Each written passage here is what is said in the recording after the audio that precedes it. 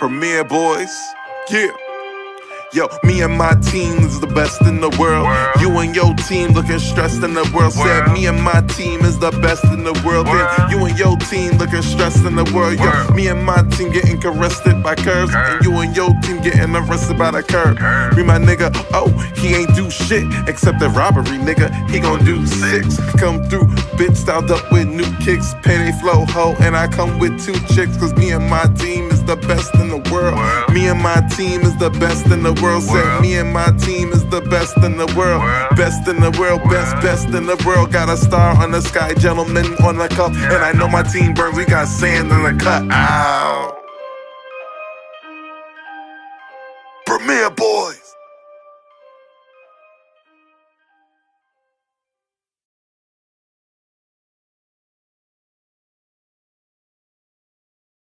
What up, it's your man's Aaron Sands, and we are back at it again. You already know what it is. If it's Wednesday, it's the Premier Boyz podcast. Welcome back, welcome back, welcome back. It's your boy, the star Roddy Rob. Be in the building. What's good, Premier Boy fam? We here. Well, it's Wednesday, so I guess you know what that means. The Premier Boyz podcast are back with another piece of dynamite for that ass. They call me Malimal, long-lived sheep. And you already know what it is. It's the Premier Boyz podcast. And before we continue on, Ken, you already know is out. You know, health stuff is going on with him right now, but we wishing him a speedy recovery. Hopefully he gets back, 100% and joins us as a four-headed monster known as Premier Boyz podcast. But until then, I'm holding it down as a host. You know what I'm saying? We hosting out here, bringing up all the topics. We're talking about all the real shit going on out here. But before we get into all of that, fellas, how we doing this week? Like, what's going on with y'all? Well, listen, man. Just a regular week, I guess. Yes, Roddy. Huh? That's a good question. So it's just been a regular week for me, just a regular work and home and regular. Nothing special happened this week for me at all. Just a regular week. For me, this week has been just an interesting week of ups and downs.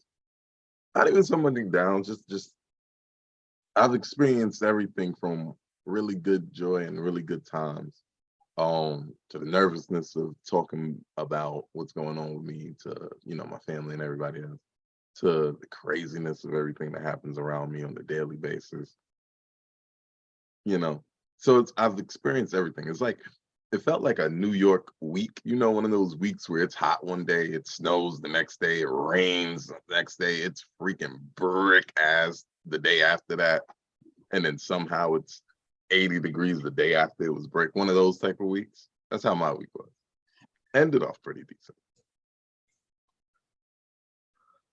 Well, I wish I could say my week ended off, on a high note, but it's been a lot of stress-inducing stuff going on, especially with the stuff I've been planning, trying to get things together and everything. It's been a rather tough week, but I've been hanging in there, working on myself first and foremost, and just working on my side projects and everything, trying to get them off the ground, and honestly, just trying to keep a positive attitude through the storm. Sometimes things always get misconstrued. Where some things could mean one thing but actually be another, and not trying to get deep into it because we got a whole lot of stuff we got to touch on.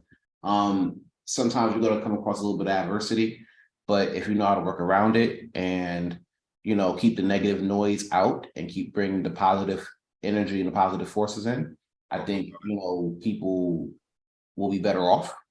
But what do I know? I'm just a guy who works at Chick-fil-A. He's a Chick-fil-A. Are you closed on Sunday, like that one gospel song? Nah, bro. We open like these hoes' legs on a Sunday. That was a complete opposite way I wanted to go. We could have talked about Jesus. Now we're gonna say that for Star Time, but in the meantime, we're gonna get into it real quick, and we're gonna get into our topics. I'm started off first. It's weird me starting off first because I'm used to the bro starting off his stuff off top first, then me. But fuck it, I'm gonna go first. Messing me up too. Like earlier when he was about to start, I was just like, it was a pause there. I ain't gonna hold you. It was a whole pause. Back. Like we gonna start. Oh, we here. We're gonna start up with Pack It Up. And this one might be a little bit old, just like the person I'm talking about, but fuck it. You know, I like rehashing things like day old pizza. So we're gonna get into it. Joe Buttons, bring that ass here. So I got a lot to say about that dude, because you know I heard he might like that shit. So in case you have been living under a rock, Michael B. Jordan, he got Creed 3 coming out in theaters now. Go check it out. I haven't, but I will soon. Apparently he was getting interviewed by one of his former classmates who now became a podcaster, radio host, things like that, L'Oreal. And apparently they went to the same school together back in Newark. And also apparently he was a corny kid. right. So he confronted her on the red carpet saying like, oh, because she was trying to big it up like, oh, we went to Chad Science and we worked together. I remember you. Oh my God. And then homie was like, yo, I was a corny kid, right? I'm like, no. And she tried to backtrack it, knowing damn well she said he was corny. Tried to backtrack it, talk about, oh no, you ain't corny. You not corny. I misspoke. Like, no, I was a corny kid. It's all good. I'm a corny kid. It's all right. What up? You know? Definitely threw some milk cartons at this nigga's head. Oh yeah, threw a whole orange at that nigga for handing out his headshot. I got an orange, like the kid from what's that thing, Scared Straight? Yeah, it made him peel that orange and shit, bro. Back in Chad Science. Now he got his star on the Walk of Fame, and apparently, according to her, he's not the corny kid anymore. You know. But even though they pulled up her old tapes on her podcast saying that dude was corny, but what else? You probably asked her, right? Sans, what does got to do with Joe Buttons? I'm glad you asked.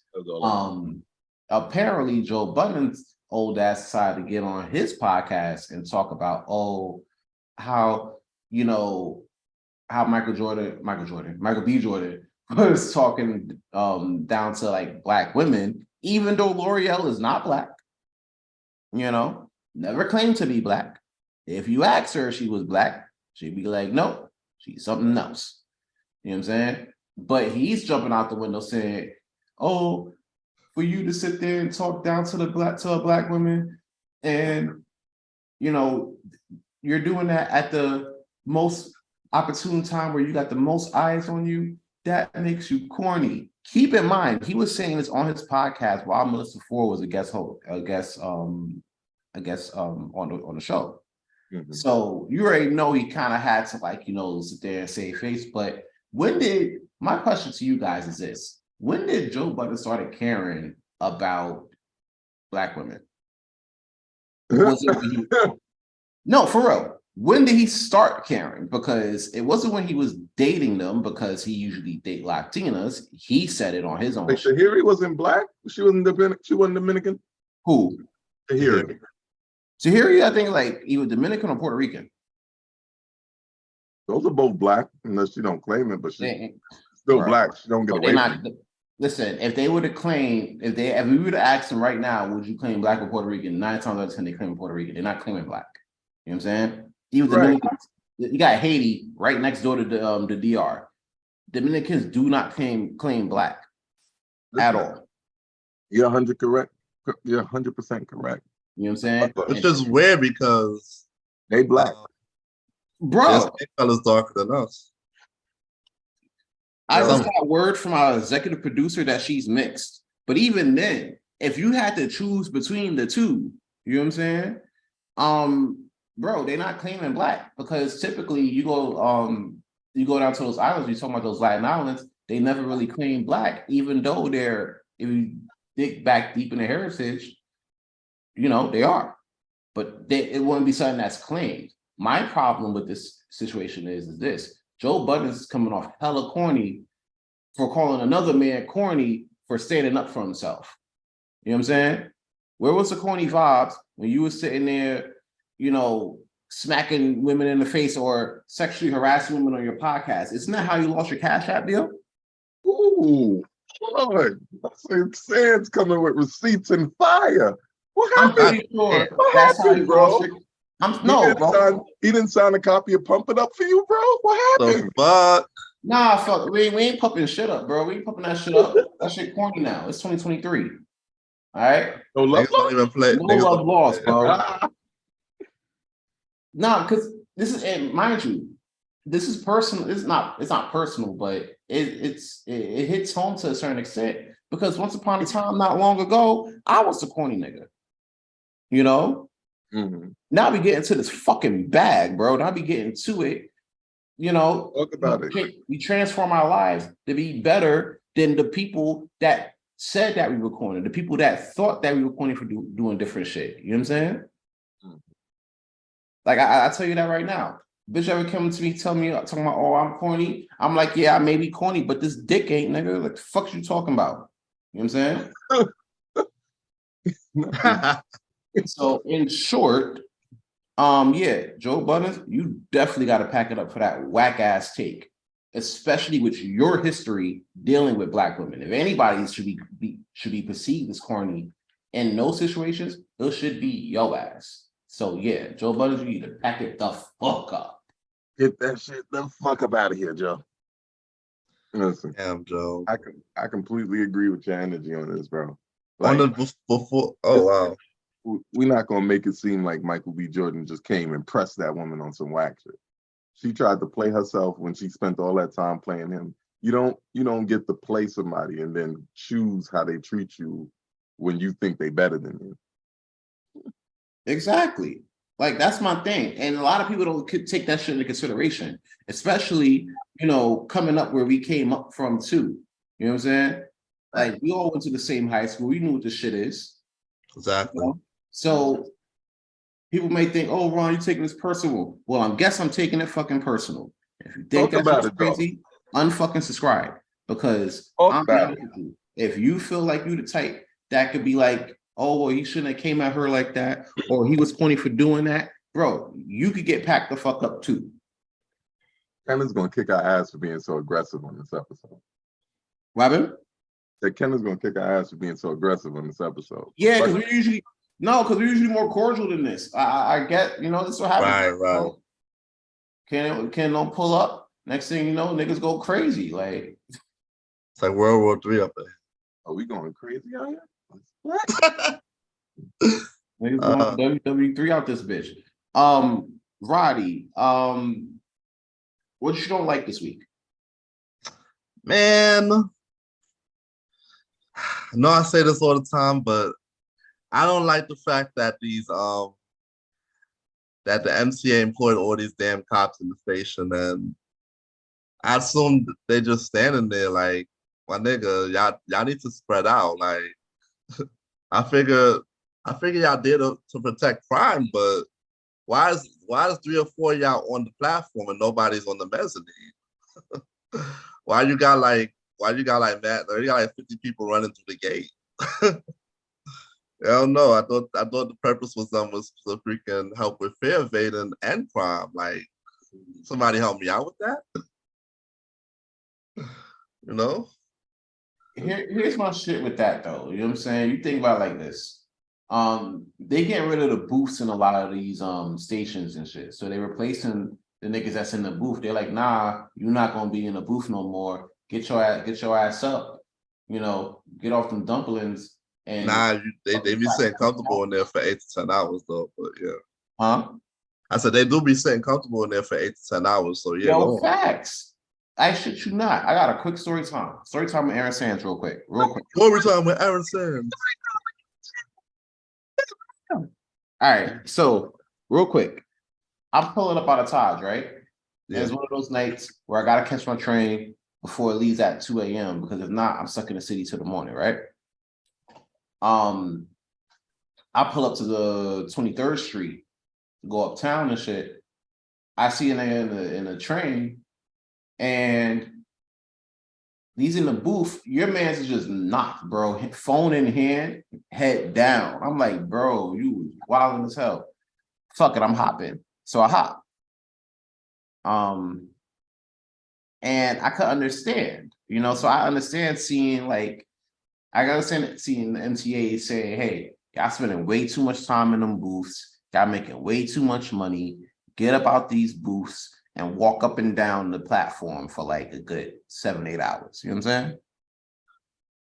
Bro, like them boots are so comfy. Niggas could be getting head in there, you wouldn't even know. That's crazy. I believe it. I wish.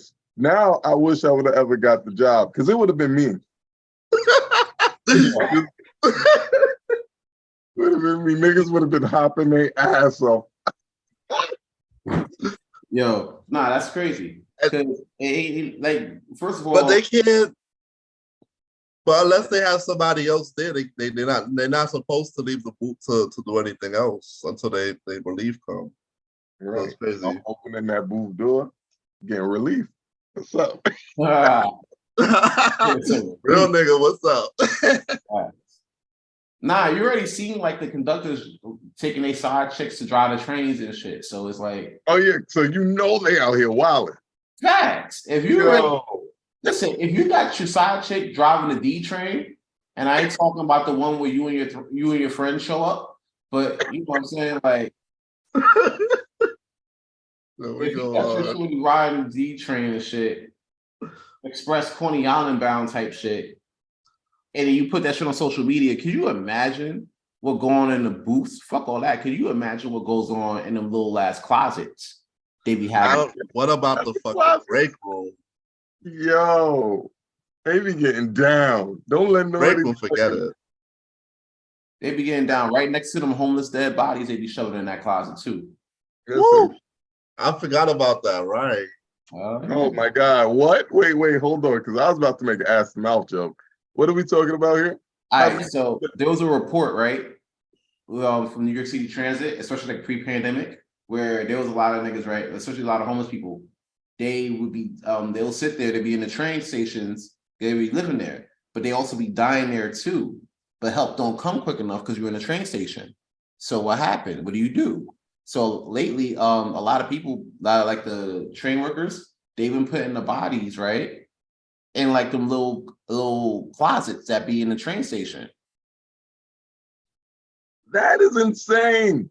Bro. Can we not just call the coroner? I mean, they do. They come eventually. They go in the closet. They get, they leave the body there until they come. What is the matter with these niggas? Yo, but nah, deadass, think about Vietnam. Nah, but yo, you can imagine how much people jump the train per freaking day. So hey, no, hey. I'm trying. You're not turning the train to a homeless burial ground. Call the coroner. Get the out of there. All right, you say call the coroner, right? Watch this. You a train worker, right? Mm-hmm. You in the last like 10 minutes of a double because something. Nah. For hear me out. Okay. You in the last 10 minutes of a double, right? You like, yo, I can't wait to get the hell up out of here. Link up with the fam, turn up with the bros. And then you see a homeless dude, right? You tap on him. And you like, hey, yo, man, you good? You good? But he's not good. In fact, he went home to see the Lord. But you got 10 minutes. You got 10 minutes on your shift. And you know for a fact, this shit might take you into like double overtime. You feel me? Facts, if y'all wait there and all that, right? What are you going to do? Are you going to call a coroner and wait like 45 to an hour for the nigga show up to sit there and get him up out of there? Or are you going to stuff him in the body, clock out, and then go do your thing? Nigga, neither. Nigga, 10 minutes till I clock out. I see a dead nigga, I'm gone. I'm gonna keep watching if I really don't care about the dead nigga that much. But I'm not going to take my time, take it upon myself to put an already dirty dead nigga on my shoulder and in any capacity in my body parts. Not even my hands, and lift this nigga up, possibly over my shoulder like cardwood, and put him in a fucking closet. Oh, the coroner. Tell a nigga on your way out, yo, I don't think that nigga good. And keep it going. They can't legally keep you beyond your hours anyway. Fuck them niggas. Call the coroner.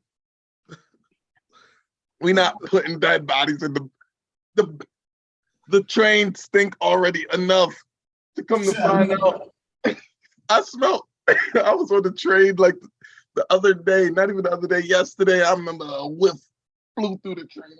I'm like, damn, there gotta be a homeless nigga. Now I'm thinking it gotta be a dead homeless nigga stashed because a nigga didn't want to do overtime. I ain't gonna hold y'all, and y'all this is gonna be a hot take. I don't give a fuck. I look like you look he was out the door stand. Fuck that nigga going in the closet. You out the door by the stands. I promise you on everything. If I want to leave that bad, I'm leaving that nigga there. He waiting for the train. He nodded when I said something. He must have died after. I'm gone. You gonna be like, yo, that nigga was alive on my shift? Yes, nigga. There's protocols for all of this shit, bros. I said, hey, are you okay? He lurched a little bit. I didn't know it was a dead lurch. You heard a nigga go, and you was like, I bet. That's it. It's 10 minutes. I'm going home. Yo, I'm not even checking if the nigga's alive. That's how, if I'm really ready to go home. Because imagine, okay, Sans, your same example. Okay. You still got to spend time to pick up this dead nigga, find an appropriate closet. If we're doing this much, find a closet that's not already full of dead homeless niggas. I feel like it'll still take you more time. I ain't gonna hold you. It depends on what station it is, though. Cause that ass. Cause if it's like Livonia or some shit, then yeah, I'm just gonna leave the nigga there. Cause niggas die in Brownsville all the time, B. It probably won't be no different. They gonna throw that nigga in the train yard and fucking shut up. But if it's like somewhere like Atlantic Avenue, Barclays, or like 42nd and shit, bro, I'm calling for help. There's mad niggas at 42nd Street or Atlantic Avenue, Barclays, bro. If it's mad people around, of course I'm calling for help because I know I don't have to say, hey, I think that guy over there has a problem. I gotta go to my kids. I don't even got kids. My kids, we out. But if I'm the nigga that's expected to do something about it, nothing will be done about it. Damn, son, the irresponsibility. Not at 10 minutes. I feel you though. Roddy, what you doing about this? This is your topic. What you doing about that? You leaving them or you calling them? Or you put them in the closet? I'm acting like nothing happened. The next person going to clean that shit up, boy. Or the supervisor who's over me is going to take care of that. Right. Yeah. It's above me. It's literally above me. Apparently, shit. Nigga, that nigga's soul is above us now, nigga. That nigga in the shadow realm. Y'all just gonna leave me there. That's great. Hey. But Chief, what do you think of these cops? Are they wasting it? What are they doing? Should they be spread out? Like, what do you think about that? Oh, I'm 50-50. Here's why I'm 50-50, right? It's because crazy niggas are on the train all the fucking time. Yeah, but they congregating to get on the platform in one area, like sometimes 3 to 4 of them. I figure they should spread out. I mean, you're right, but at the same time, they trying to stay together just in case the crazy nigga get out. Like you get the crazy nigga off the train by yourself. Now you gotta wait till the backup come from all the way up the train. I don't know. I'm saying downstairs, right? I'm saying the reason they have their police presence is fucking terrible because they're looking for hoppers. It's a $2 fare that hop in. They're not even. Yeah, that's like $2. They're not even attacking the hoppers. So at my station at They was Euclid, there for the hoppers. That's yeah, I'm remember saying at my they had their station, hometown. them niggas be opening the gate. They be standing there chatting. I be Yeah. seeing people hop and open that gate and everything. They Yo, do I be ain't gonna hold you. I had somebody do that for me. Actually today, I was going to left work, went to 33rd Street. I see these young kids. I don't. First of all, like nowadays, I don't look at young kids like young kids. I look at them like adults because they be doing adult shit. This little nigga hopped over the turnstile and hit that door. At least like 10 of us just walked through the door. like It was dudes That's- that I was about to swipe the card. That's a daily shit, bro. As soon as Bro, somebody hit that door, everybody running. Bro, I saw people that was literally about to swipe their shit, Running stop swiping their shit, and then going through the door. Them niggas probably have paper fear, not even limited, right? Yo, Sans, I hope you know that, like, I'm pretty sure if this ever comes up again, you've lost your right to plead the fifth. This nigga said, Bro, I ain't gonna hold you. I got tickets out right now behind that shit. my son just gunned himself though. Listen, I got tickets on that shit right now. I dare nigga to sit there and come me to court. They gotta find me first. Alvin, what you got for Out of the Sky? So, Out of the Sky, I had two things I wanted to do, but I had to start with this just because of what yesterday was and how we gonna do it. So I'll start with this for yesterday, and I think this will be Out of the Sky. I'm not gonna say it yet because I had a whole thing that I prepped for it. Okay, so an artist by the name of Jermaine Williams once told us all that the greatest of all time died on March 9th. That's a fact. So this Out of the Sky 7 is a low-key, short little tribute to Biggie and maybe just an expansion on some of his work and things like that.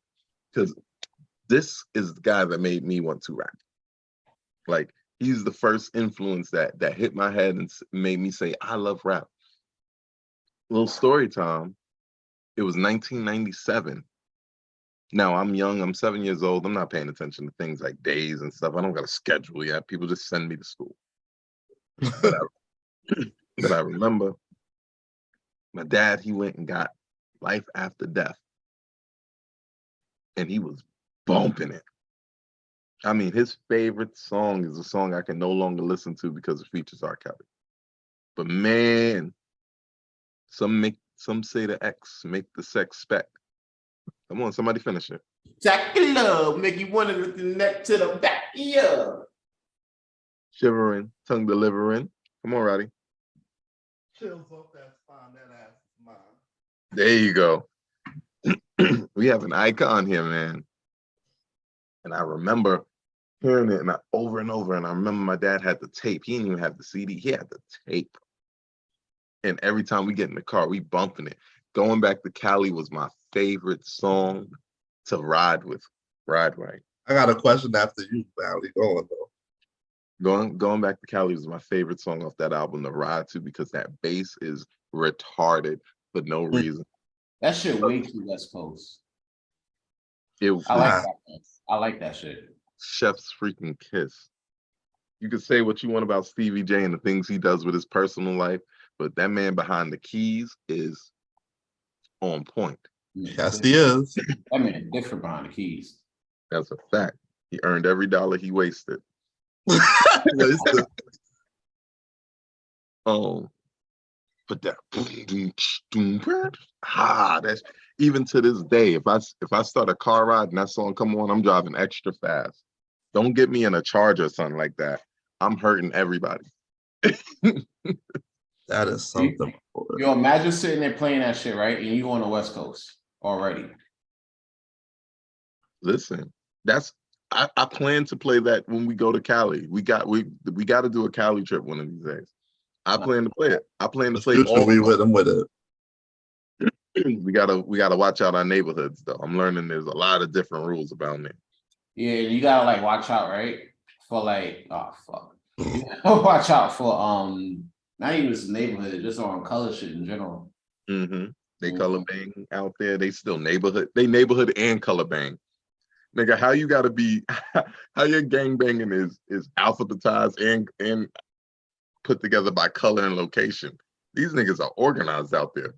That's what I'm saying. Like that shit is wild. Like you sit there, you know, you can't even like. Not only you not banging in the sense of the color shit, the like Latin Kings and shit like that, but also you banging on a sense where I gotta put this.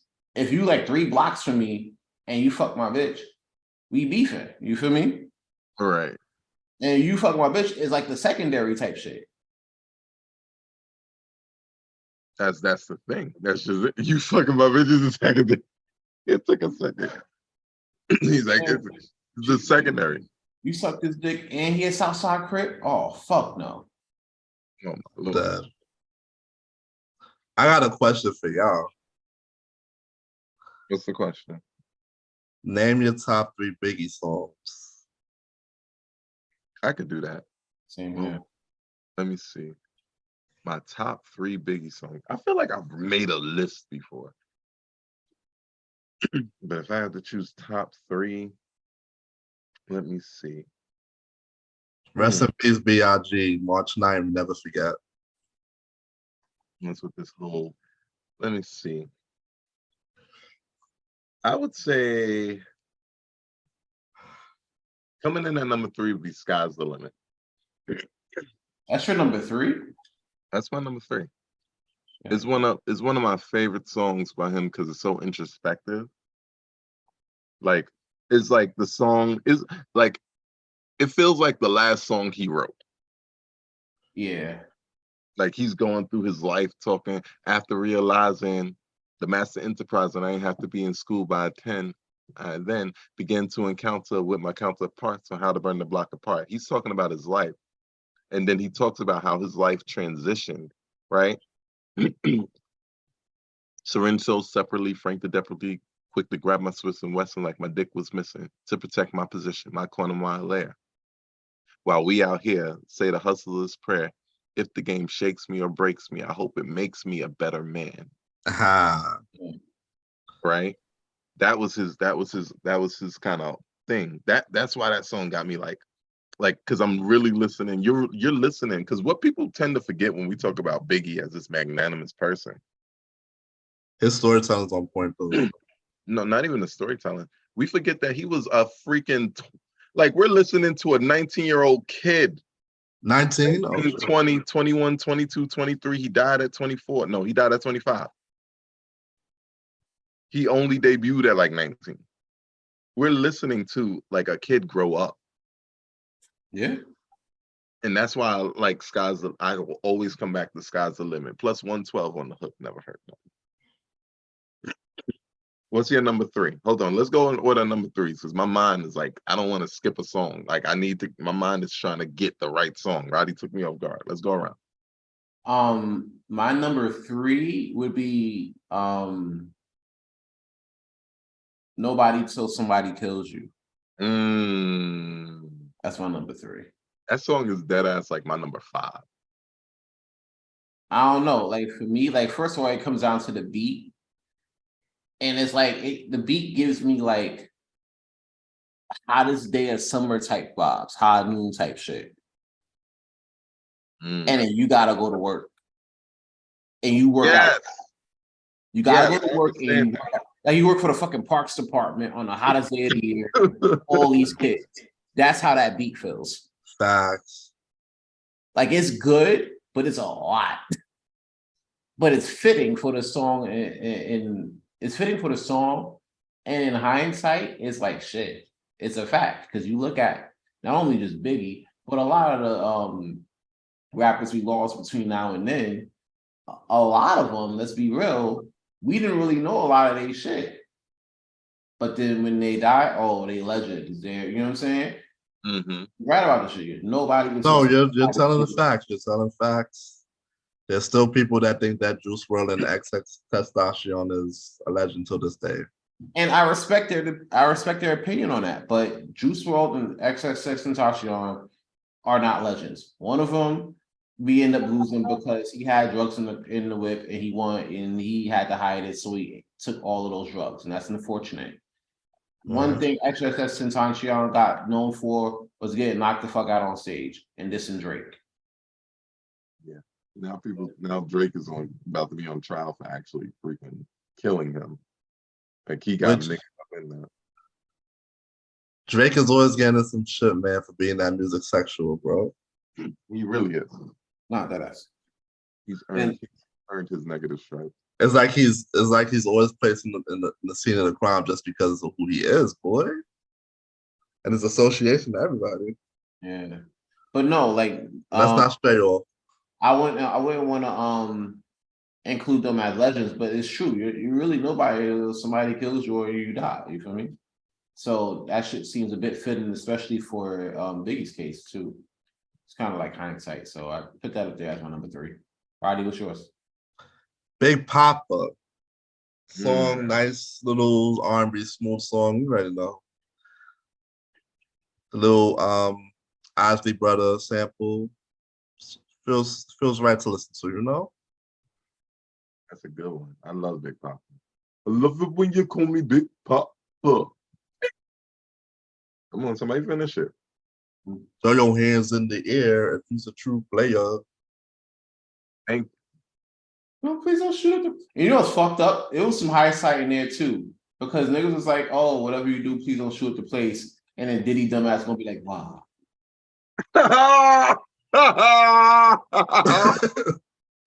Yo, you're foolish. I never thought of that bro. to this day, and now I can never listen to the song. Yo, this episode is damn explicit already. Go on, though. It's like for real, like you really gonna ask why and then shoot up the place? Come on now, that can't be my top 3. Oh, niggas did not have babies that night. Shout out to Shine, but Yeah, we ain't forget, nigga. You doing better now, though. well, thankfully, because you know, Right. Took him a minute. At least he end up like yeah, let me not go there. He said, "Let me back down." Damn, you on one today. Let me not go there. My number 2 favorite Biggie song. This one would actually have to be "Suicidal Thoughts." Oh, that's that first album. What were you saying? that's some deep shit though. I ain't gonna hold That's you. deep. Yeah, I like Suicide Those too. Like, it's a song. Like, I like the songs that really like let you into the mentality.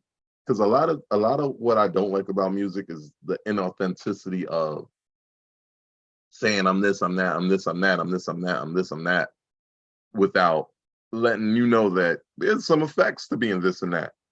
There's a reason why everybody ain't saying this, this, and that. It's because there's some effects. Now you got these punk people out here perpetrating like they are, messing up the code. This song right here shows you where somebody's mind state could get to when you thinking you're the worst person in the world, but you're doing whatever it takes to just survive a day. You understand what I'm saying? I'm not gonna hold you. Like I could definitely 1,000% agree to that, especially dealing with my own personal struggles with those thoughts. And just trying to get through a day-by-day situation, you know what I'm saying? Just trying to make it to like the end of the night, you know what I'm saying? Right. So to go through it and then hear Biggie talk about, what he's going through and shit like that, I'm like, damn, I can definitely see this. I can relate to that. You know what I'm saying? Because I'm going through it within myself. I'm going through that battle within myself. Right. I'm going through people with not liking me and shit like that, not fucking with me, even though they say they are. You know what I'm saying? Mm-hmm. So I can definitely relate to that. That's why I say it's a really deep track. Yeah, man. That's a deep one too, yo. It's crazy, man. How his music really speaks and you can really relate. Like you're there. Like I love big storytelling to the point where like you can resonate and put yourself in what he's saying. When it comes to that Life After Death album was a masterwork. Damn right. It felt like a movie. Yeah. my number two, if we're going on number twos, my number two would be Hypnotized. Biggie, can't you see? Sometimes the words can hypnotize me. Hypnotize. That's my shit. The beat for that fucking that Herb Alpert sample, fucking chef's kiss for sure. Phenomenal. I forgot. Was that the Hitman who did that one? Yes, it was. That's Stevie J again. Stevie J, man. Same shit. Let me make sure I'm not lying. I'm gonna make sure I'm not lying, but Here, boys, fact check. But yeah, while the chief looks up that, I'm we're gonna discuss it inside real quick. Like the beat itself was infectious. When that shit dropped, this was especially after he died, like the month after he died. That's right. Like when Hypnotized played, I think they dropped that shit the day he had that drive-through where he drove through Best Side last. Yeah. They played Hypnotized and niggas went bonkers. That's true. But that goes back to the story I was trying to tell earlier. That was the first time I heard Biggie being played so loud. I fell in love with Biggie right then and there. And then my sister told me that was his funeral. I didn't know how to feel. Yeah, that's crazy because like you're like in your shoes, right? You're getting an idea of what you're hearing. And you're like, damn, this shit is crazy. You know what I'm saying? And then you hear that he died. Right. Immediately as I'm loving the song. It's tough. It's a tough situation. But yeah, like outside of that, Hypnotized, like that's when you got like I feel like that was like peak Biggie. It was definitely probably his best, like pure. No, that's juicy. Like if you talk about like flashy bars, if you talking about flashy get money bars, that was like the best of best at that time. That was the best at that time pre Big Pimpin'. Wow. Okay. That's dope, yo. Look, D-Dot actually produced Hypnotized. D-Dot, Diddy, and Amin-Ra. Oh. I've actually met Amin-Ra before. Bro, that shit. I'm telling you. Roddy, what's your number two? My number two was Get Money. Ooh. Get money. Yeah, You man. messing with C's and Leo at the Alamo? Yeah, man. Like Get Money. I don't know, something about that song, the lyrics. It's just a good vibe, yo. Put it on. Know all the words, just vibing to it. Like No, it's I know it's a Junior Mafia track, but yo, tell you, might as well be big. basically Big and Kim to me. Yeah. Just flowing on a great ass song, Even Kim bars was on point. Shit. And what's something I read about too is that he fucking wrote for Kim on her stuff. Yeah. He got reference tracks. It sounds weird as hell hearing him rap about his pussy. Yo, it's crazy because you can tell definitely like who was writing what, especially with her last shit. Between her last shit and then her first Junior Mafia shit. You know what I'm saying? Labella Mafia and her hardcore shit is stark contrast, and you can tell it shows in terms of like everything. So, all right, Alvin, what's your number one? And the number one favorite Biggie song of mine. It's favorite or best? I might be fucking up. No, favorite. Okay. So my number one favorite Biggie song of all time. Okay, I've been doing this list correctly. My number one favorite Biggie song of all time. This is a tough one because I can deadass put on all of his albums pretty much and just ride. So except Nasty Girl, because somebody's verse was weak as hell on that. I think it was Nelly's. You talking about the remix? Yeah, I'm gonna spring a leak. I'm gonna change the sheets. Gotta change. I don't announce that. Go on. I don't know. I like the original better than the remix. Because a lot of people they got on that song just say they got on the Biggie track. That is Right. fact. That's a whole fact. That's not even a lie. That's why that whole duets album came about. Like at that point, I feel like they were just trying to just make money, just for the sake of making money. It was a cash grab. Yeah, it's like Pop Smoke, 100%. like the last Pop Smoke stuff. Yep. Shout out to Diddy for the cash grab. But favorite Biggie song?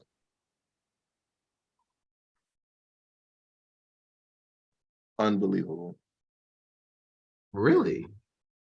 Wow. It was a song that made me like start freestyling because I heard him rap on it and then I just started going. So I have like a connection to Unbelievable.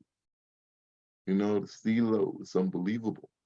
It's unbelievable with the Michael sample. Oh yeah. Michael and Biggie are like a potent combination. I really wish that neither of them passed so that they could have worked more together because they work well together. That is a fact. He did. My number one, a lot of people would think it'd be Juicy, right? Because you know the whole Rax or just type shit. It's really not. Number one favorite Biggie song, it's funny as shit, is Dead Wrong. Ooh, that was my number 4. Like, I ain't gonna hold you. But I like M's verse better than Biggie's, low-key. I'm a fan of Savage bars. Like shit you just can't come back from, you know? You like that horrorcore shit? In a sense, you know what I'm saying? Like that's kind of my thing. Especially when the delivery is like super on point, and that's what I got there. Like I'm like, hey, you know what I'm saying? Like I can respect the grittiness of it, you know what I'm saying? Plus, you know, I'm really like my ears are open to like all the beats and shit. So it's like, you know what I'm saying? Like that's some shit that you just you just gotta walk on and talk mad shit. That's a fact. And Biggie talked. He definitely did, though. One thing we got to talk about when we talk about Biggie is just the type of shit he says when he gets in his I hate you bag. Like this man said, this nigga said, slid him down the back and threw salt in the wound. This nigga said, your mother was fiending for the dick. And the chick not ugly, my shit got rocked quick. How you say that to somebody? Yo, listen, like that's the thing. So my thing is like, yo, if I looking at that, it made me want to see Biggie like in battle rap on damn near. You know what I'm saying? That's the thing. You got to remember, he came from that. Wait, say that again. You got to remember, he came from that. Yeah, That's 100% his lane. Facts. like that was like a whole situation. So like my number one for that. Yeah, Dead Wrong. Roddy, it's on you. My number one, Warning. Ooh. Like, sorry, the storytelling. Paging me at 6:40 in the morning, crack of dawn, and Morning. See who's this page me and wow. yeah, like the flow, the storytelling, like I freaking to the point wherever that song come on, I have to freaking rap along with him. Like it's crazy. Like one is definitely that song. Like you know that song you sing along to when it comes on, like crazy. So that's my number one right there because of that. But you know what's crazy, y'all? What? More Money, More Problems don't even feel like a Biggie song, even though sometimes, like, because even though it's on his album, it feel like a song that was meant to be on No Way Out, but Biggie was featured on it for some reason. Right. It was like a Diddy song with a Biggie feature. That's what it feel like. So when So when I try to look for it and play it, I always feel weird. Like, wait a minute. For some reason, this feel like it should have been on No Way Out because you got Diddy and Mace all over, it, and then Biggie's the last verse. But Biggie did kill the verse. Of course. You know, Almost every guest verse he did too for Diddy back then too. And just as an aside, Mr. Gentleman's favorite Biggie songs are Sky's the Limit. So he got one with me, Warning, got one with you, Roddy. And the one different one he got is One More Chance, which probably would have been my number 5. One More Chance would have got like an honorable mention, honestly, because as much dirt I did in my day, I always wanted one more chance. Stupid. You know what I'm saying? Like, come on, I was just fucking the rules. I was gonna get right back. Give me one more chance. A lot of times I didn't get the one more chance, but you know, it'd be nice. Be nice. Shit. One more chance had to be my number 5 or something. Like, yeah. And that right there is Out of the Sky. Unless you guys, I know you had the tribute for Biggie. I didn't know if you said you had 2. No. We're gonna leave it just at Biggie, greatest of all time, passed on March 9th. And we're gonna wrap it up, bring it back from the sky down to the planet. Let's get on to this premiere news, guys. All right, so we're gonna get right into premiere news, and we getting right into it with the following topic. U.S. House of Representatives Committee approves bill giving Joe Biden full authority to ban Chinese social media app TikTok. Fellas, what's your thoughts? Whoa. Full authority to ban TikTok? Why? Why do we care? Why are we so mad at TikTok again? Can somebody elucidate that for me? Somebody put me on. What the fuck does another social media app? Why is this one the one that needs to be banned? All right, so I've done my research, right? And apparently there's a big reason why they're trying to get Joe Biden to wake up out of his slumber and ban TikTok. Basically, TikTok recently updated their new terms of service, and the shit they got up there is pretty crazy. It's as little as this, dropping cookies on your phone real quick. That way you can see other ads based off what you looked at on an app. So tracking your information, tracking your contacts log, tracking your location, even down to the keystrokes. Facebook and Google do half of that shit anyway. Oh, right. Which is true. So come on, somebody gotta help me. Why are we singling out TikTok? Is it because the dancers will keep niggas there longer to watch the ads? What are we doing? Is it just because China has access to advertising information? Nigga, half our shit is made in China. They saying also that kids spend way too much time on this, so they want to limit to 30 minutes a day for the teens and stuff. I was reading up about that too. We have child preferences for that. Can we do something more important with our time, government? Nigga, we got more people, we got buildings.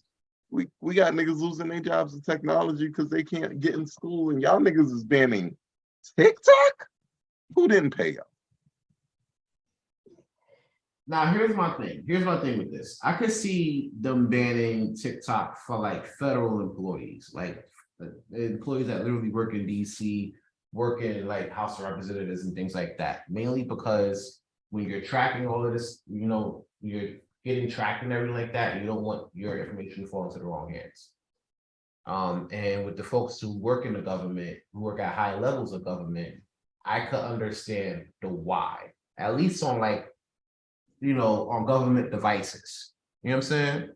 Mm-hmm. Because we're not going to act like China isn't trying to be the biggest superpower in the world. You know what I'm saying? We're not going to act like that's not a thing while we're trying to discuss whether you identify as a potato or as a fucking onion. You feel me? While we're trying to figure out who identifies as what, China's about, you know what I'm saying? China's close to becoming the next biggest superpower. You know what I'm saying? Hold on. Right. No, because here's the deal. We went to school together. You mentioned that earlier, right? This is facts. Once they got over niggas fighting on Skonex, what did they do to the computers? Oh shit. I think I graduated by that time, bro. No, you was still there. Was I there, or was I like visiting? You was there. I don't remember that definitely far banned, back. they Y'all definitely took y'all Solex off the site though. They definitely I don't took- remember that when far they back. started banning websites. Oh yeah. they really So- started banning. So if you think they could do that to our poor ass hood ass Brooklyn school, do you not think they could do that? Do you not think they would already forcibly do that to government employees?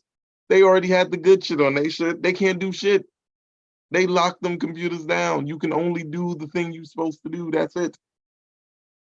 We do not need to waste time banning TikTok because Chinese people may or may not hack us. They doing it anyway. You do 16-year-olds hack the Pentagon, all right? For fun. They weren't even trying. I need you to understand if they doing it, they already doing it, or if they can't do it or they're already doing it. Just those two things.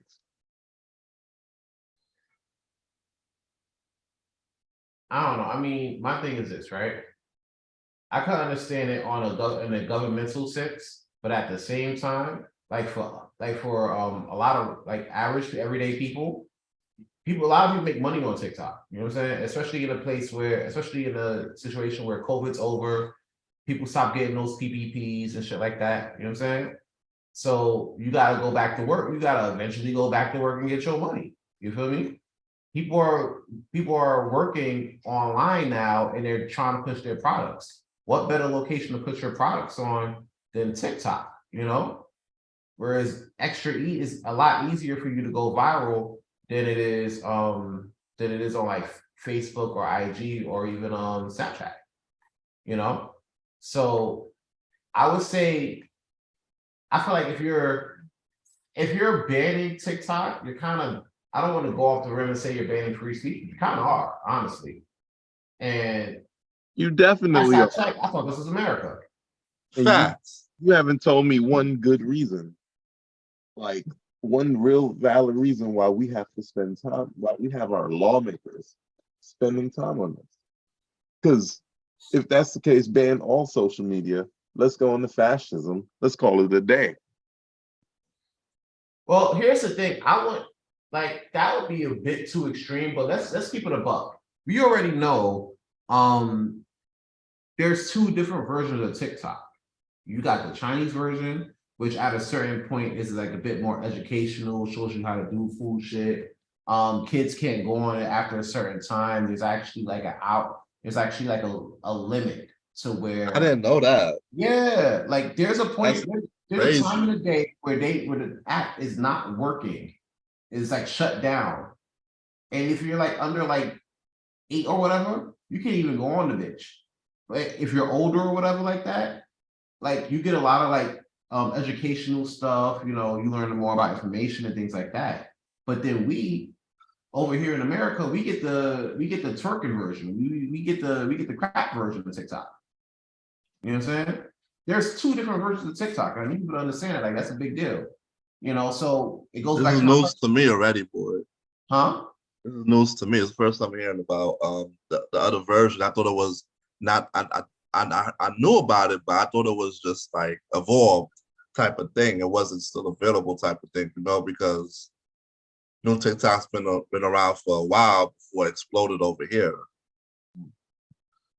and became what it is today.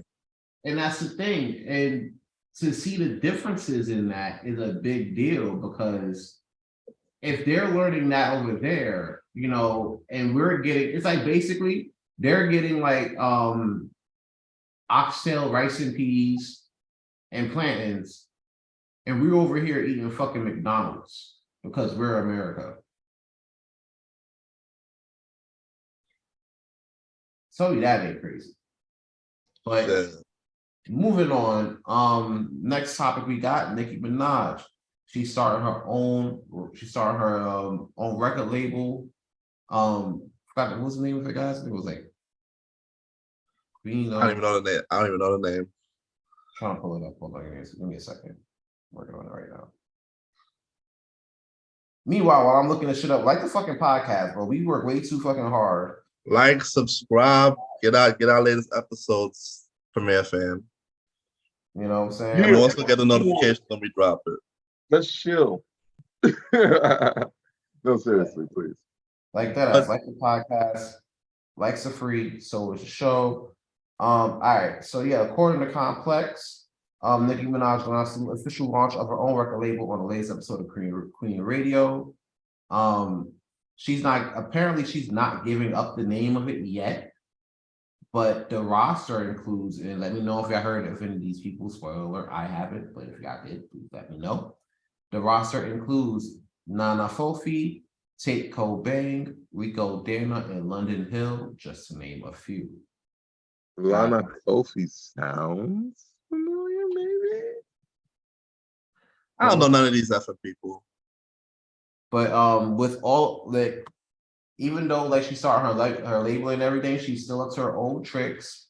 This and Meg Thee Stallion and her new song, Ruby Red Samurai or some shit. Apparently talk about how she don't fuck with horses since Christopher Reeve. You know what I'm saying? Wait, how do we wait? How do we know that's a diss? Like, Bro, she don't fuck with horses since Christopher Meg Reeve. Thee Stallion is a stallion, but is that's just the whole connection? I feel like that's not even hard enough to be a diss. It's not. It's like a sneak. I get it. It's like a sneak diss, but like, is there more context? I mean, she has been performed. There's a couple things. I could go with context, and I also could go with history. Context would be, of course, the horse line. A lot of people make like apparently Drake was saying something about Meg during like the whole her Lost album. So I played one track, okay, heard enough. She had 10, but she can't rap. And then Meg got into that and spoke about it on Twitter. You already know Nicki and Drake, they part of the same camp, so she gonna ride with the shits too. Also, historically, Nicki's been historically known to sit there and poke at a lot of the younger female talent. Lotto being an example, Meg being an example from before, but now that's being rehashed. Cardi, just to name a few. You know what I'm saying? Tried that shit with Remy Ma. She had to backtrack all the way the fuck up. You know what I'm saying? Shout out to she. So yeah, she historically has a history of poking at like younger, fresher talent. So with that in mind, with all that in mind, how do you think this label's gonna do? Badly. Oh, hell. Talent can't create young talent. She's just going to use them and ruin them. They're going to wind up like Gutta Gutta and Mac Main, all them people on Young Money that nobody ever heard about again. Nah, facts. I don't know. Like, she's gonna have a bad track record. I think that she'll have one breakout star and just mold that person, and that person would be blessed because they'll be getting all her time, her features and her extended talent. But I don't know if she has it in her to mold multiple people. I don't see her being like a P. Diddy or Timbaland or anything like that. Well, hopefully she hires A&Rs for that. But I see it going the route of her pushing these artists out, jumping on their songs, charging them on the back end to be on their songs through their things, them being angry, but also the songs not being good enough to break the zeitgeist or not mattering anyway, because nobody's going to make any money because we already don't know who they are.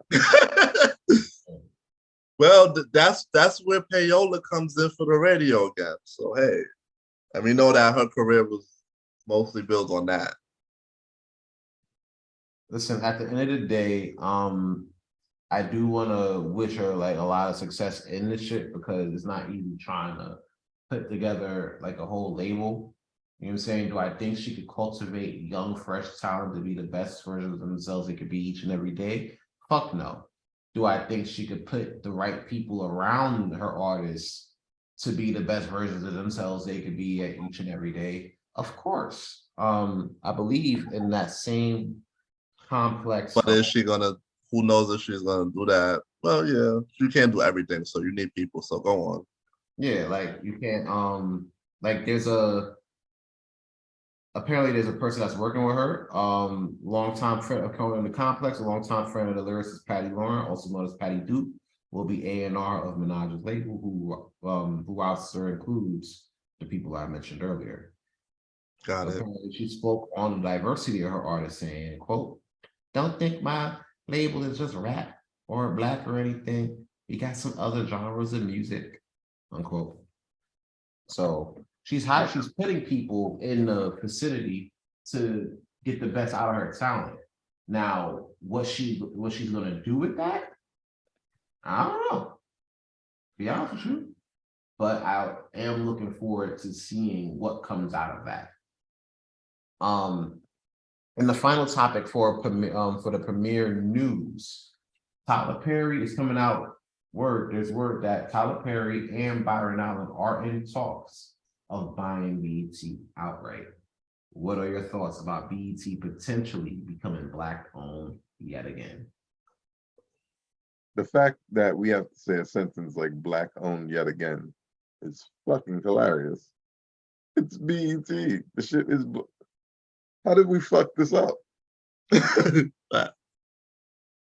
Well, we had initially BET was black owned, and you could tell by like the programming, everything about it gave culture. You know what I'm saying? Mm-hmm. And from Rap City to Video Soul to Planet Groove, to Comic View, like all that shit.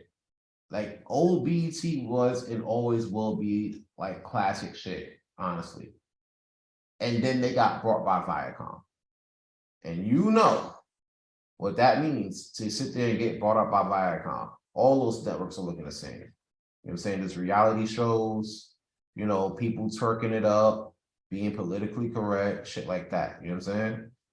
Talking about issues that only benefits the people to advertisers in the networks. So to sit there and see it potentially become black owned again is really good. Now the question now becomes, what is it going to be? Because you got Tyler Perry and Byron Allen hosting it. So it could be it could come back as part of the glory days of BET, or you could just be getting a whole bunch of Medea movies and Tyler Perry shows and then updates of Weather Channel shit.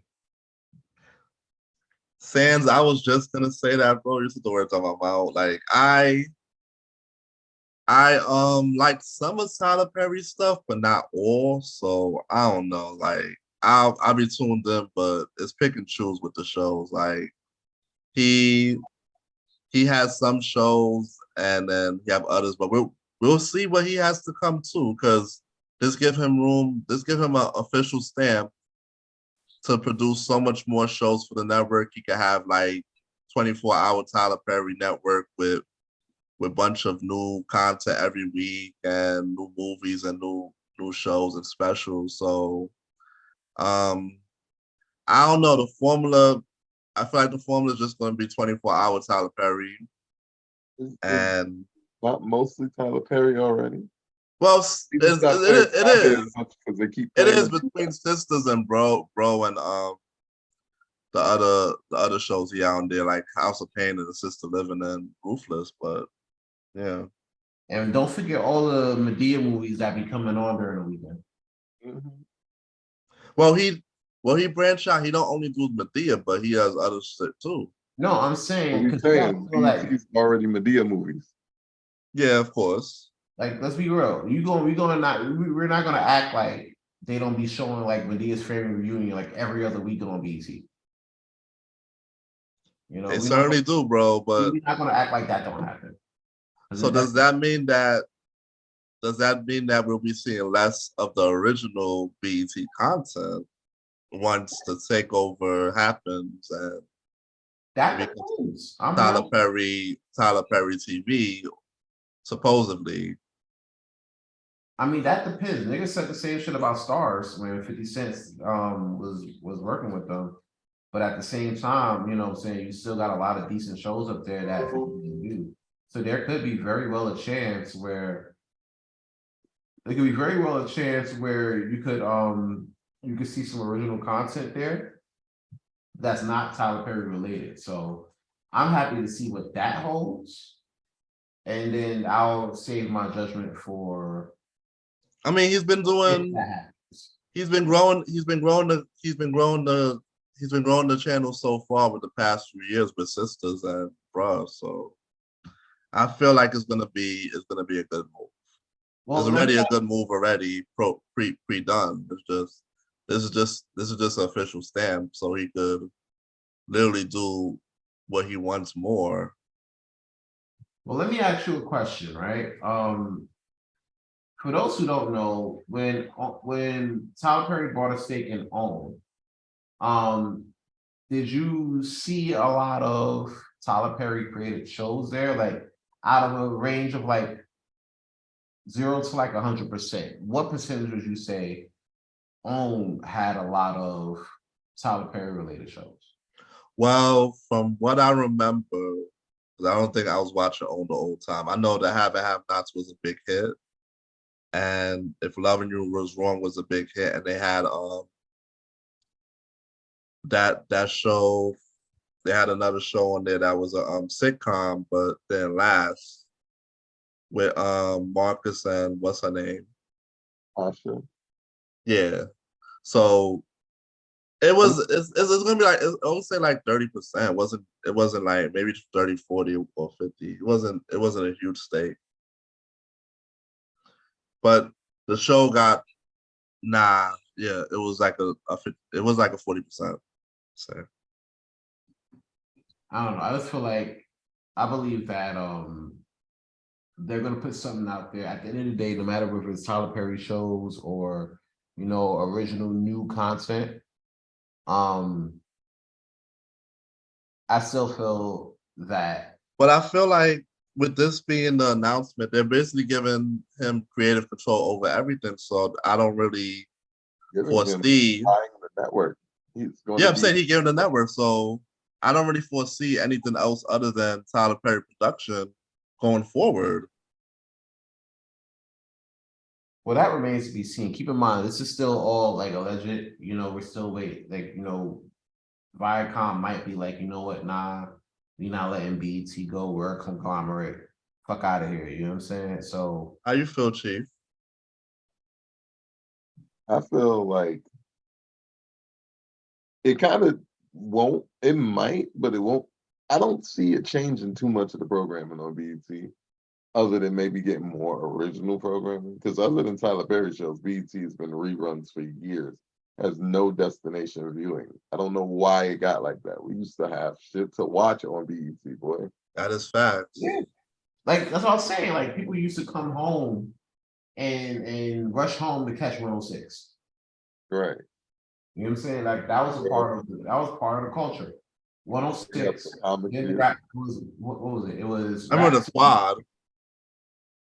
It was Rap City, 106, and then Planet Groove. Oh yeah, we had a whole lineup, boy. And then Donnie, who was it? Donnie Simpson was on the late shit before Comic View hit. Like that was a shit. Like DC had shows that made people watch the network all fucking day. You feel me? Right. So You stay home from school. You're watching BET, boy. that's really it. If you're not watching like local shit. So my thing is this: are they going to get back to that? Time will remain, but I think it'll definitely. I don't know. I don't foresee it. I foresee a whole different formula with Tyler Perry taking over the stamp of it. That remains to be seen. But we'll see. We'll see how it goes, I guess. Yeah. You can only can only predict, you know. Let's see. All right, so getting that right there, we're gonna cut that short. Right, that right there was Premier News, and like I said before, if you're enjoying what you're hearing right now, before we get into the main event, stop what you're doing, like the podcast, check out the other shows, the Mr. General Lifestyle Podcast, King Talk with Aaron Sands, the brand new Star Time Podcast with Roddy Rod, The Bridge with Long Live the Chief, the Tribal Chief Malimal, coming soon. Make sure you check out all of that, all of those shows. Like the podcast, of course, check out Premier Boyz podcast. Like and share with everybody you know. And with that, we are getting into the main event. The main event. Main event topic time. We talk, you already know what it is. You see the thumbnail, you see the title, you already know what it is. We talking about Chris Rock and his new special Selective Outrage. And man, he was trying to talk some shit. Mainly he was talking about people, everybody, as you know, everybody was waiting for him to talk for his piece, to talk about the Will Smith situation. You know what I'm saying? You can't, Netflix had it on live. They had a whole situation where, you know, they had like a pregame, the show, the post game. Chris Rock was in LA, did the show, kind of killed it, but he definitely touched on that Will Smith shit, which was I would say the highlight of the evening. Fellas, what's your thoughts? Talking. We talked about it like earlier today. I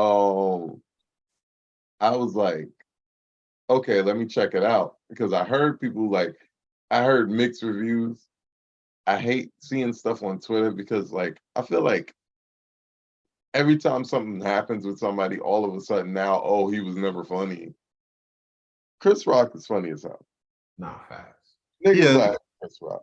Here's how much niggas laugh at Chris Rock. This special we watched, Chris Rock went to Baltimore, aka hometown of Jada Pinkett Smith, and made her own people laugh at jokes about her and her husband. And not even veiled jokes. Those were mean jokes. Those were when he got to his little part, he was mad. You understand what I'm saying? Yeah. And they lapped it up and paid to fucking be there. We're not gonna talk like he's not funny. We're gonna talk about exactly what he talked about, selective fucking outrage. People like to fake like they're mad about stuff instead of just kind of see a balanced overall view of what's going on. Damn, Roddy, bro. Roddy, what you got? Man, he went the fuck in on Jada, Will, the MJ, the R. Kelly joke went over the head of a lot of people. Like, come on, like you can't compare Michael and R. Kelly, bro. Come on, son. That shit really got a lot of people offended. Even Michael Jackson's nephew, TJ, was like, keep my uncle's name out your fucking mouth. It took me back to what the fuck happened at the Oscars part 2. I'm like, damn, Chris at it again. That's what I'm saying. People just need to let these two men hash it out. Like the whole thing with Snoop, Joe, the whole Jay-Z and Beyonce going off for a few minutes, and he's saying he don't want a mad rapper mad at him. Oh yeah. At the end of it, just to make people know that he's just talking light about them, because it's freedom of speech, but like, yo, he gotta watch what the hell he say. Come on. The whole emancipation joke with the movie. You watch Just Want to Get Whipped? Wait. Yeah. The Meghan Markle stuff, like, come on, like, I don't know why he said that, because like Meghan Markle's over here trying to sue freaking South Park for what they did to her. Like, yo. See, and that right there is a problem. That right there is a problem. That's why he's talking about this. Yeah, this proves not only Chris Rock's point, but also Dave Chappelle's point.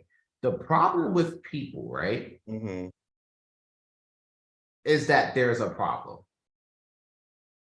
I'm gonna say that again for the niggas, the GED niggas in the Pay back. for the niggas in the back.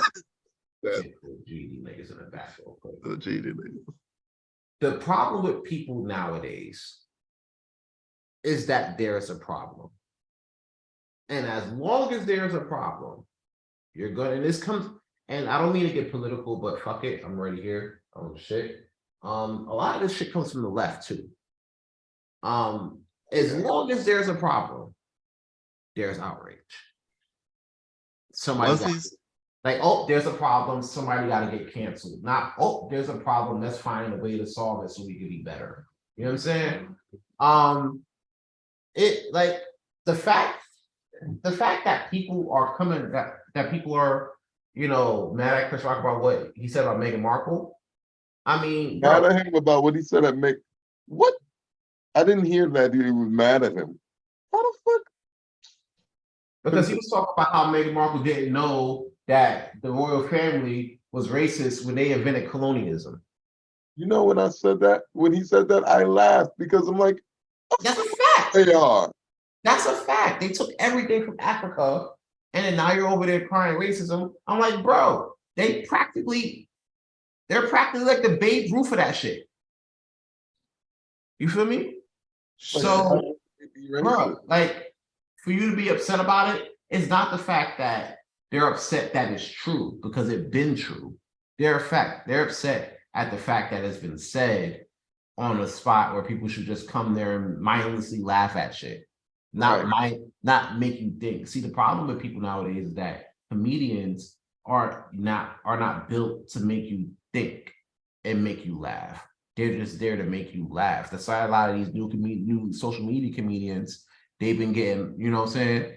They've been getting a lot of clout because all they gotta do is make you laugh. They don't gotta have thought-provoking jokes. You know what I'm saying? it definitely don't. You don't gotta have a big brain to tell big jokes. That's why people, you know, revere Dave Chappelle. That's why people revere George Carlin, Richard Pryor, because when they said shit, they made you laugh, but they also spoke some real shit. You know what I'm saying? I had people come to me talking about like, yo, Aaron, like that Chris Rock shit was mid. I'm like, bro, that just might be Chris Rock jokes going over your head, because honestly, you can't. What can I compare this to without being a dick? You can't say Selective Outrage was mid, but then like 444. Wait, what? How the hell? I'm gonna say it again for the GD niggas in the back. You can't say Selective Outrage is mid and then you like 444 by Jay-Z. I'm gonna tell you why. Okay. In Selective Outrage, Chris Rock was doing grown man jokes, talking about real shit. You know what I'm saying? You compare that to one of his biggest stand-ups, Bigger and Blacker, right? Chris Rock and Bigger and Blacker, Chris Rock was just roasting niggas for like 60 to 75 minutes. You know what I'm saying? He was just roasting niggas. You know, which is funny still, but it wasn't like on some thought-provoking shit. You know what I'm saying? You just there for the laughs. There's nothing wrong with that. But Selective Outrage, yeah, it was funny, but also it was some thought-provoking shit. Just facts. So I would kind of say, would y'all say that was like grown man comedy, or would y'all say that was just shits and giggles? I feel like it was grown man comedy. Like, it was like, was it his best stand-up ever? No. No. Not at all. I think that would have to go to the one he did in Johannesburg or Never Scared. Are you talking about that the 3 City tour shit? Yeah. That was cool. I like Bigger and Blacker though. That's my shit. Big and Jada Black. Black was dope. Yeah. That shit was funny as hell. But nah, like you look at 444, right? That's not Jay-Z big pimping bars. That's Jay-Z grown man just got his wife back from having a threesome without her name on it and a few kids bars. You feel me? Right. So that's why, going back to my point, that's grown man comedy just as much as that's Jay-Z grown man bars, right? You can't, you can't like one and then be like, oh, the other one's mid. Especially when you're talking about the whole Will Smith situation. People were saying, oh, he waited too long. Oh, he sounded like a bitch. I'm like, bro, think about it like this, Roddy, Yeah. if you had Thanksgiving dinner at your house and Yeah. you stream that shit, right? Mm-hmm. You stream that shit on IG. And for some luck of the draw, that stream currently has 10K viewers. 10,000 people watching your family eat Thanksgiving dinner, right? Right. I come to your house, right? Yeah. No plate, no dessert, not even a head of cabbage, right? Mm-hmm. I come to your house and I promptly smack the shit out of you, right? And then I leave, right? Mm-hmm. Would you still feel a way about that a year later? Of Even if course. Come on, Of course. That shit. Your whole family's there and you're streaming 10,000 people. I come to the house, I smack the shit out you. You still wouldn't feel away a year later? That's pure embarrassment, my boy. Yeah, of course. He has every right to feel like this a year later. That's why he said, Suge Smith. And I laughed at that when he said that. Because here it is. Like, my thing is this. The same people who were sitting there saying that, oh, like he handled that shit, like he handled that shit properly, is the same people that's now currently saying, oh, he's handling like a bitch for talking about it. Nah, fuck that. If Netflix is paying you a big fucking bag, right, to talk about this shit. Right there, talk about it, Sam. Because I was this is the shit that got me. Talk about it. You know what I'm saying? Like, I think I said this earlier. I'll quote myself because I ain't above it. And they edited out the freaking part too, I heard. Yo, yes, they edited out that whole Will Smith part because they somebody on YouTube probably posted up right now. Oh yeah, it's definitely up there. But I said it before. Like, bro got called a bitch, right? For not pulling up on him, right? Same people that's calling him a bitch for him not pulling up on Will during the show, after the show, or whatever, is the same people that's calling him a bitch to say he came off like a bitch in the show. Like, you can't win from losing, honestly. So why not just go get your bread, get paid, and then do what you gotta do? But don't give a fuck about what these people going to think, because in the same situation, they probably wouldn't have handled it as well as he did. They probably wouldn't have came off on a bag and been able to do what he do and sit there and get paid to do that at the same time. Some of y'all still got to clock in the fucking work. I do too. But I ain't the ones that's making asinine ass statements like that. So work that out with whoever you subscribe, whatever religion y'all subscribe to. Like, that's the thing. Like, I think he knew he wasn't gonna win for losing. He knows he knows himself. He's not like the toughest guy. He's the guy that can get beat up, not the guy that's doing a lot of the beating up. Like, but he know he could talk some shit. That's what he did. He said, nope, I'm gonna wait till they feed in to hear me talk about it. Sell them me talking some shit. And that's gonna be my win. The fact that this man slapped the shit out of me and I came back and talked more shit. Like, people say that's a bitch shit. Maybe, I don't know. For me, it's the shit that puts him in the best lane. He responded to the shit exactly how he wanted to respond to the shit. And if you can do that, you're always going to be in the best lane. Fuck what everybody else is talking about. That's emotional control that got him whatever bag. Netflix throws out bags for these specials. That's a whole Donnell Rollins said that Chris Rock is now even after doing the special. It's not what? Even. It's now they're even. Well, that's what he said. Yeah, they are even. You know what I'm saying? The fact that you could sit there and talk so much shit, you know what I'm saying? After coming back from a situation like that, like, I can say right now, Chris Rock's up right now. He's more up than Will Smith right now. Because Will Smith spent the whole year trying to rehash his image and do all those things. And the one thing that he needed to do to rehash his image, he has not done yet. And what's that? leave that bald-headed hoe alone, bro. Get them kids, leave that bald-headed hoe alone. Oh, damn my it, God. boy. Did not Everybody's saying it, bro. They're Don't be like, married. oh, goddamn, oh my God. Bro, everybody's saying it. Sans. No. Because remember the last time, see, this is why Ken can't take the days off, right? Because we always wild out too much. Remember the last time we did this? And the ramifications, we had that bald guy that lost his case. Oh, yeah, Remember? that fucking loser. And I know that. you remember No. what I'm happened? not even gonna mention his name. We not. But you remember Not what happened? important. I remember him though. Yeah. I think he currently owns us, right? Yeah, no. But Yeah, apparently he's like the secret owner of the Premier Voice podcast and some shit. Hey, as long as we get the views, that's all that matters to me, boy. but damn. But talk your shit. Nah, yo, like that's the one thing. He tried to do a whole bunch of other shit. He got interviewed after his shorty cheated on him. You know what I'm saying? He had to sit there.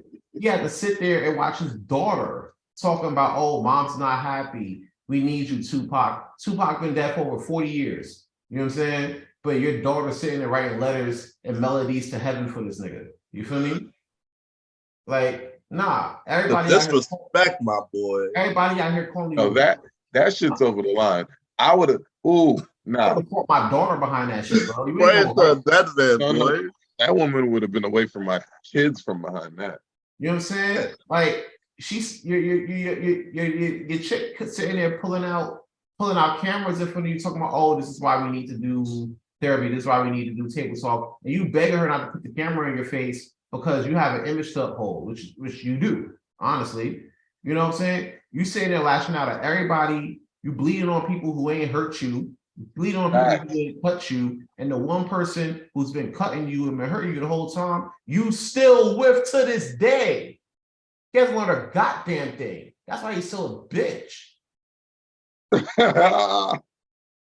Chris Rock wasn't lying. The fuck? Listen, the thing is, and I said this even when it happens, I don't agree with the action, but I understand the motivation. That nigga been in the game for 25 years. He is trying his best. That marriage is holding on by a really, really bent up paperclip. And that paperclip is Will Smith's dignity. If he ever realizes that his dignity looks like a fucked up paperclip and fixes himself, that marriage is through. Bro, how do you throw a 40th birthday party, right? Or a 35th birthday party for your shorty? You spend the whole year planning it. You pull out all the stops. And think about it. It's not like a birthday party like we would plan. You know what I'm saying? We don't got like that type of money. But you have that, say you have that type of money, right? And you throw this party, and she looks at you, and she says, nah, it's all right. No, and that's iffy too. But she didn't do that. She told him it was a great display of his ego. Oh, I'm sorry. That's even worse. Okay. Copy. So she used that to make a critical, negative judgment on his behavior, even though his behavior was just out of desiring to adorn his wife. Listen, whether or not we think his marriage is bad, whether or not by all classical signs his marriage is bad, whether or not it's a subjective or objective thing, the fact of the matter is, he's the type of person that, like, when he says, I'm here, he here. I have learned from therapy that may not be the healthiest thing all the time, but I can appreciate the steadfastness. Yeah, I mean, granted, I'm not saying, here's the thing, I'm not saying in any way you shouldn't stand up for your wife. You know what I'm saying? I stand up for my shorty every single chance I get. I'll smack a little kid for her. You know what I'm saying? Knock These that little kids nigga out. No, for real, these little kids move like adults. All right. This If is you one of don't those smack- episodes. If you don't smack the shit out of a kid, they will shoot you. So No. y'all from, we from New York, we know. That is a fact. Don't smack shit out of a little kid, they will spin the block and shoot you. So you gotta put the hammer down on these little niggas first. But yeah, I'll smack a little kid for my shoulder. You feel me? I don't give a fuck. You know what I'm saying? But I'm doing that in a sense where my girl's returning that energy for me. I don't believe that, Morpheus over here is going to return that for Will. And before that, Will back, boy. oh, by the way, before the alopecia police comes in and be like, oh, she got alopecia. Bro, do your research. How many people die from alopecia? Oh, I Holiday. I'm gonna get my it's about she didn't have that man back. Huh? She didn't have that man back. She had what? No, I'm saying Jada didn't have that man back. Well, so her alopecia went away and came back. Did they go to the store? Like, what the fuck? No, he said she didn't have that man's back.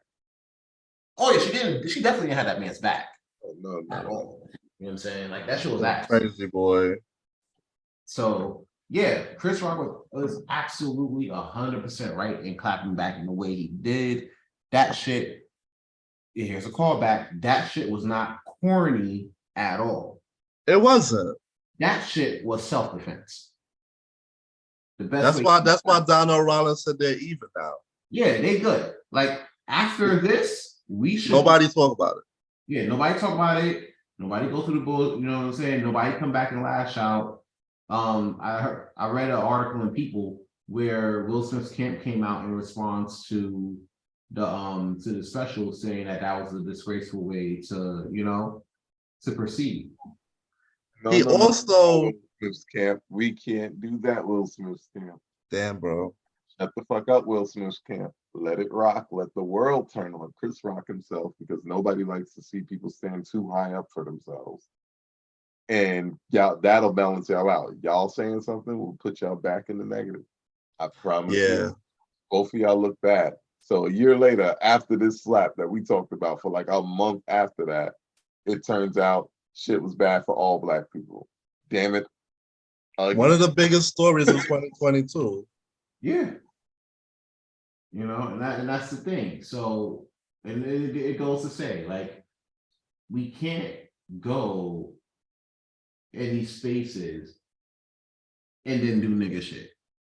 But also, Chris Rock mentioned Drink Champs, and they didn't say that he was being a bitch.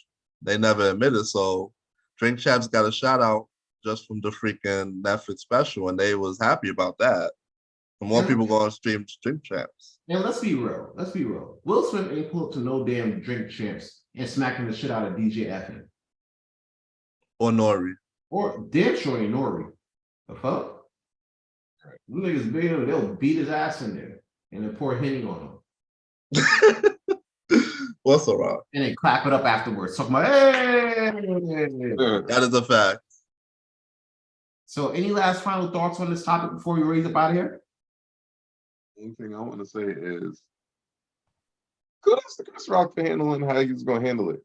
Niggas still going to think you a bitch because you ain't beat them up. Niggas going to think you bullying women. Like, people are finding the most outlandish shit to say about Chris Rock. After like 30 years of Chris Rock just being around, not doing shit to nobody, now he's a stalker. Now he's this. Now he's a coward. And maybe he do got a little thing for Jada. I don't know. But the nigga has done nothing but make offhanded jokes for 20 years. It's been a long time. All of this is for what? It didn't set us back, because I don't believe things set you back. Things just happen. But it didn't make it, nobody came out of it looking good. Luckily for Chris Rock, he don't have to look that good because he's a comedian that says random shit.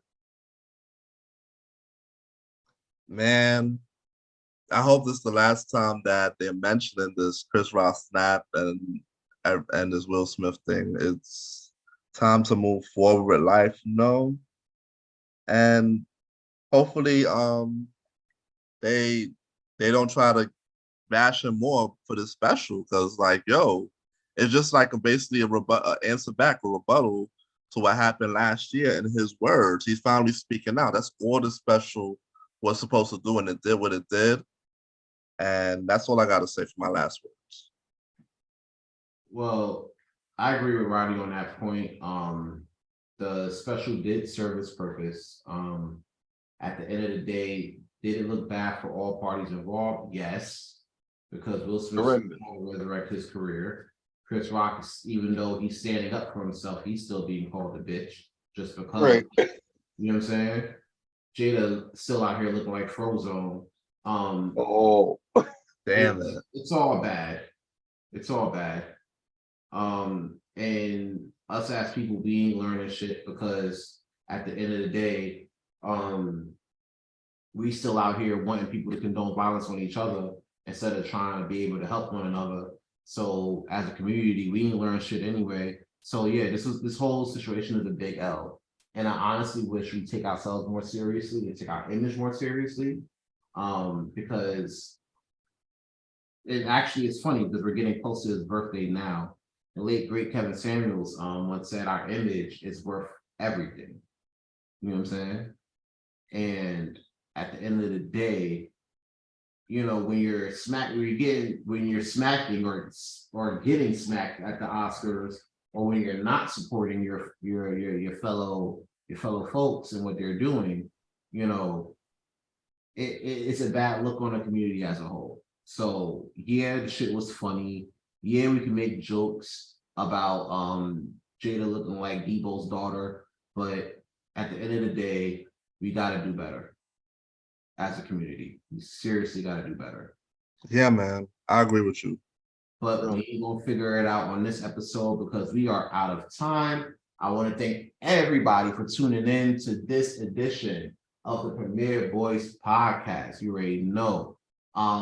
You can follow me, Aaron Sands, on Aaron Sands Premier on Instagram. Link in the description. King Talk Sands on Good Pods and Twitter. Link in the description. You already know what the vibes is. King Talk coming back soon, the final 5 episodes, and then we out for season 3. So you already know we getting ready, gearing up for the last bit, and then we gone. So yeah, fellas, y'all already know what to do. You got me, the Star Roddy Rod. Check me out on IG at the Star Roddy Rod. I ain't gonna tell you how to spell Star, but Roddy Rod's RODDYROD. Star Time. Out now. start time. Out now. Only on Spotify, Podchaser, and Stitcher. First episode, The Awkward Adult, out now. Stream on those platforms. We still going. Next episode gonna be another week and a half. This will drop Wednesday, right? Yeah. Another week on a Monday. Usually on a Monday. Start time premiere. You already know. You can catch me here, catch me there. Catch me on the Old School Show with Ken MrGentleman coming back in May. And yeah, subscribe to my show, check it out, share, like, get the word out. And you know who I am, man. But if you don't, they call me Malimal. Long live the chief. So, first of all, what I want you to do, I want you to follow me on everything. They call me Malimal, TCM Malimal, MALIMAL, on everything. You can follow me on everything. We coming out with the bridge that is coming soon. I promise you. Hold on. We try to make it a different experience. I want to make it something special. So just hold on for me real quick, right? Hold on. Got a lot of stuff going on, but we coming. With that being said, I want to thank everybody for tuning in each and every week. I want to thank my brothers for being with me, sitting in these seats every week, getting this done. I want to thank Ken especially for doing a lot of that production work, a lot of it, all of the production work when it comes to a lot of these things. The promotion work, he does the background work so diligently, and I want to make sure that, like, I say thank you in a very public way before I die without saying it. So, with that being said, Premier Boyz, let's wrap this thing up. All right, and also because he's not here doesn't mean we don't push this shit either. You already know Ken Gentleman out here. You can follow him on Ken, aka Mr. That's KenGentleman on Twitter and Instagram. You already know what the vibes is. Mr. Gentleman Lifestyle Podcast. All seasons available now on all streaming platforms. I don't think he's on Spotify at the moment. I hope he could correct me while I'm doing this. Hopefully I don't fuck it up. Mr. Gentleman Lifestyle Podcast presents conversations about music with Ken Gentleman and Roddy Rod coming out. You already know. Check that out real quick. All seasons available now. He's on Spotify. He is on Spotify. My bad, bro. He is on Spotify, so check that out. Also, Mr. Gentleman Lifestyle Podcast presents Date Night Talk with the one and only, the lovely and talented Vanna B. You already know. Check out all episodes for that. Date Night Talk Podcast. Also, Mr. Gentleman Lifestyle Podcast presents the Old School Show. You already know what it is. Check out all the episodes for that as well. Just because he ain't here doesn't mean we don't push your shit, bro. Love you. Come on. I'm out here sounding like Excalibur from AEW and shit. That's a whole fact. I was like, who does he sound like to me? Dude, Excalibur real quick. Sure, Lifestyle Podcast was it. Keep up on there and say thoughts, man. Well, Yeah, I couldn't have did it because I would have pulled the JR. I would have fucked it up. Of course, you be safe fucking up Rampage, bro. How the fuck? You going for an hour? WWE Rampage. I'm like, no, nigga, that's Smack. Oh, stop watching SmackDown. Not there no more. You haven't been there in years. Let it go. Like, stop watching SmackDown. Last episode of SmackDown before you take Rampage. All right, fuck around and get it confused. It's your man's Aaron Sands. We out here. Also, Roddy Rod. Mr. Gentleman Lifestyle Podcast comes back on April 1st. April Fools. And it's your boy. Long live the chief. They call me Malimal. Somebody sign off for Ken. And this is Ken the Gentleman. Follow. Yeah. Also, make sure you check out Mr. Gentleman Lifestyle Podcast returning April 1st. You already know what it is. But until then, we up out of here. Check us next week. Also, check out our question of the day on Instagram. Your favorite Biggie song. Let us know. We'll talk about it in the chat. But until then, we will see y'all next week. Yeah.